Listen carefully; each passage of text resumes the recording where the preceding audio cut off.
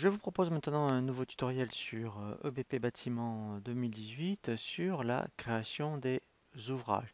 Donc on a vu au niveau des articles comment créer donc des articles type fourniture main-d'œuvre et matériel.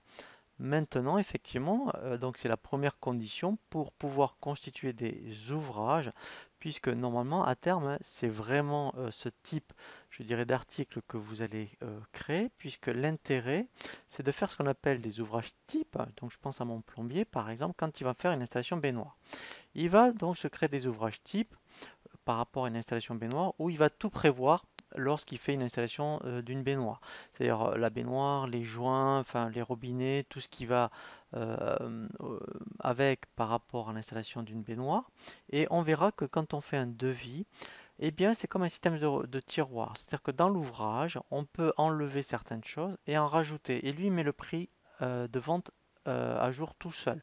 Donc c'est vraiment comme ça qu'il faut prendre le produit hein, pour vraiment optimiser EVP bâtiment, c'est de raisonner à terme en termes d'ouvrage. Donc on va voir comment ça se présente. Donc là je vais créer un ouvrage, on verra les ouvrages de fabrication tout à l'heure. Donc là, eh bien, j'aurais pu avoir une famille ouvrage, hein. Donc là aussi, au niveau des ouvrages, je vous invite à créer des familles.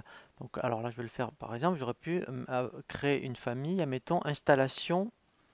Je vais donc appliquer ma famille installation baignoire à mon ouvrage. Ici, je mets installation. Donc là, pareil, au niveau du descriptif commercial, je vous conseille d'être vraiment, d'avoir un descriptif vraiment détaillé, hein, d'être le plus vendeur possible. Vous mettrez ici après un descriptif technique.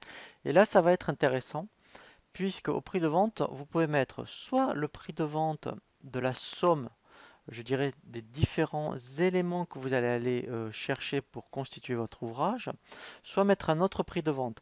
Par exemple, si mon prix de vente de la baignoire est de 100 euros, que j'ai une main-d'œuvre de 50, on pourrait dire ben, ça va faire 150 euros.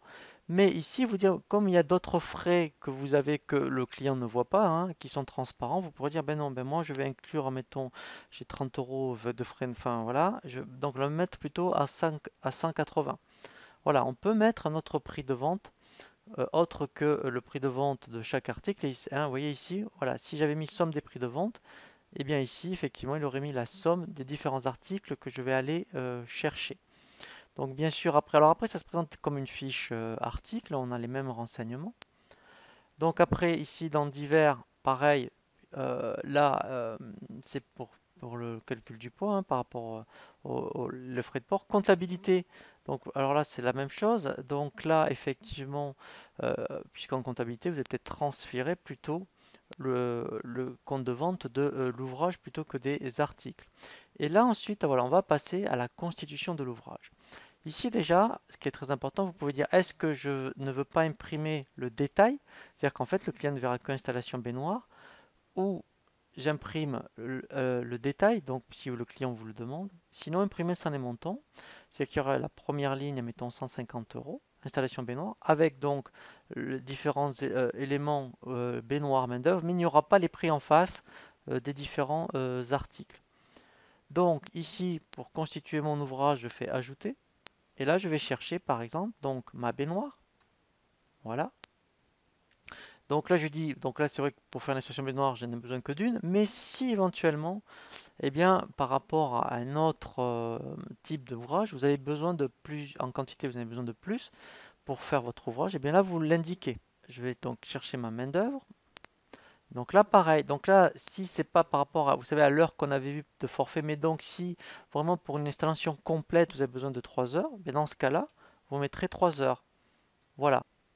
Et après, donc ça c'est d'autres, ici ça peut être intéressant. On peut appeler d'autres articles. Vous voyez, mais tiens, enfin là ça n'a rien à voir, mais c'était ma bétonneuse. Mais d'autres articles en fait, donc qui est compris dans le voilà, mais qu'on peut dire non inclus. Voilà. Et voilà. Et ça peut être intéressant parce qu'après ici on met un pourcentage de répartition. Est-ce que je mets tout 100% du non inclus pour la baignoire ou que je fais, mettons, 70-30. C'est-à-dire que tout ce que ici, parce que des fois, ça on le fait sur tout ce qui est non facturable en fait. Eh bien, surtout c'est des petits articles, eh bien en fait, vous le mettez quand même, parce que ça sera pris dans votre prix de vente, Mais après, vous pouvez très bien dire, ben voilà, j'affecte, admettons, ben, un certain pourcentage sur les articles précédents. Voilà, donc ça, sincèrement, c'est vraiment très important. Euh, Parce que là, quand vous constituez votre ouvrage, donc là, il faut faire des ouvrages types. Vous verrez que dans les devis, après, on l'adapte. Et c'est comme des tiroirs. On enlève, on en rajoute en fonction des demandes de clients. Et là, vous gagnez un temps fou. Je pense surtout quand on fait donc certains types de prestations dans le bâtiment, hein, c'est vraiment des devis qui sont très longs. Et bien là, au moins, vous faites des ouvrages types. Et comme ça, et bien après, vous l'adaptez en fonction des clients. Donc après, eh bien l'appareil fournisseur, mais là pour les ouvrages, ça n'a pas grand intérêt. Et après, pareil, eh bien après c'est comme les fiches articles, on a une tarification client et fournisseur. Voilà, et là je fais enregistrer. Voilà, et là je vois bien donc mon ouvrage. Nous allons voir maintenant un nouveau tutoriel sur tout ce qui concerne les ouvrages de fabrication.